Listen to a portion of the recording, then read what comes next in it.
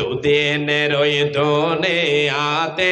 অহংকার করার নাই রে কিছু নাই ও মানব দুদিনের ওই দুনিয়াতে গৌরব করার নাই রে কিছু নাই মুসলিম হইলে কবরে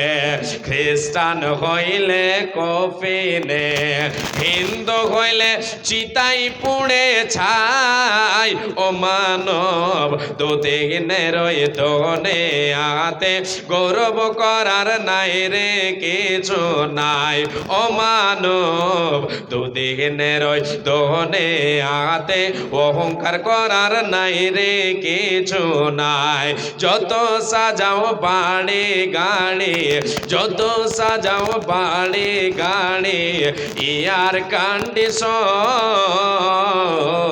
3.5 হাত মাটি তোমার হবে রে আসন ও মানব দুদিনের ওই দুনিয়াতে গৌরব করার নাই রে কিছু নাই আছে কিছু বাবা আমার আপনার কিছু আছে ব্যক্তিগত নাই যে রক্তের গরম দেখাবো পৃথিবীতে চলবো অহংকার ভরে এই রক্তের গরম যেটা দেখাচ্ছে দেখে আমার আপনার ব্যক্তিগত আল্লাহ চাইলে মুহূর্তের মধ্যে আপনাকে দমন করে দিতে পারেন তাহলে আমার আপনার ব্যক্তিগত কোনো জিনিস নেই তাহলে আমার অহংকার করা শোভা পাবে না অতএব যারা আল্লাহর প্রকৃত বান্দা হবে আল্লাহর যারা প্রকৃত গোলাম হবে যাদেরকে আল্লাহ জান্নাতের মেহমান বানাবেন এরা অহংকার করে পৃথিবীতে চলতে পারে না চলবে তাহলে কেমন করে নম্রভাবে চলবে এরা প্রকৃত বান্দার পরিচয় দেখিয়ে চলবে এরপরে চলেন আমি আপনাদেরকে নিয়ে যাই আমার আল্লাহ বলেন রে পৃথিবীর নরনারী শুনে নাও এবার বলার ভঙ্গিমাটা একটু তোমরা ভালো করে শুনে নাও আমার রব আল্লাহ তাবারাক ওয়া তাআলা বলেন ওয়া ইযা খাতাবাহুমুল জাহিলুনা ক্বালু সালামা বলার ভঙ্গিমা আল্লাহ তাআলা বলছেন ওয়া ইযা খাতাবাহুমুল জাহিলুনা ক্বালু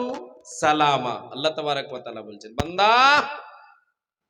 আমার প্রকৃত বান্দা যারা হবে রে এরা পৃথিবীর বুকে যখন কথা বলবে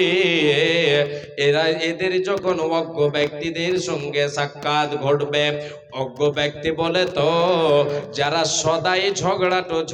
ঝগড়ালো হয় সদাই তাদের মুখের ভাষাকে কি করে নোংরা ভাষা ব্যবহার করে আমার আল্লাহ বলছেন যারা আমার প্রকৃত বান্দা বান্দে হবে রে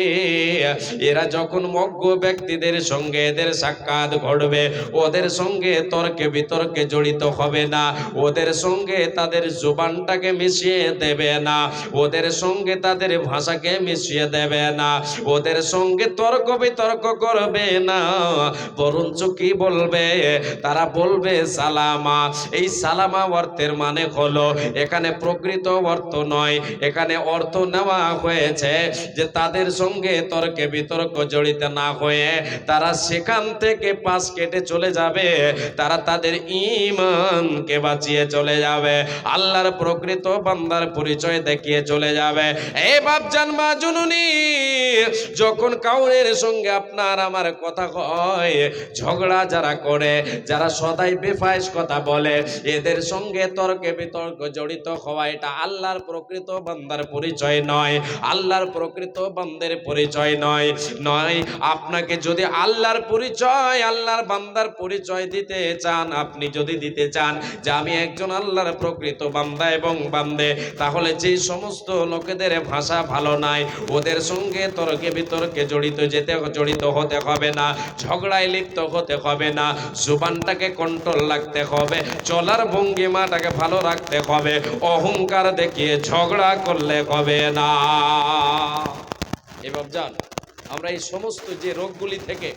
আল্লাহ তাবারাক ওয়া তাআলা মুক্তির কথা বলছেন তিনার প্রকৃত বান্দা এবং বান্দির পরিচয় দিতে গিয়ে যে সমস্ত রোগগুলি তুলে ধরেছেন সেগুলি থেকে আমি আপনি বেঁচে আছি তো দুটো বললাম এ বাপজান বেঁচে থাকতে হবে উপায় নাই পৃথিবীতে অহংকার করবেন, আমার আপনার ক্ষমতা নাই। আল্লাহ তাআলা এর ফয়সালা করবেন, এর বিচার একদিন করবেন। এই অসুখ থেকে আমাকে বেঁচে থাকতে হবে। অহংকার বলে করে অহংকার করে পৃথিবীতে চলতে হবে না। দ্বিতীয় নম্বর, ঝগড়াঝাটি করতে হবে না, ভাষাকে কন্ট্রোল রাখতে হবে, তর্ক বিতর্ক করতে হবে না, বেফাইস কথা বলতে হবে না। আমাকে আপনাকে এই অসুখ থেকে বেঁচে থাকতে হবে। এরপরে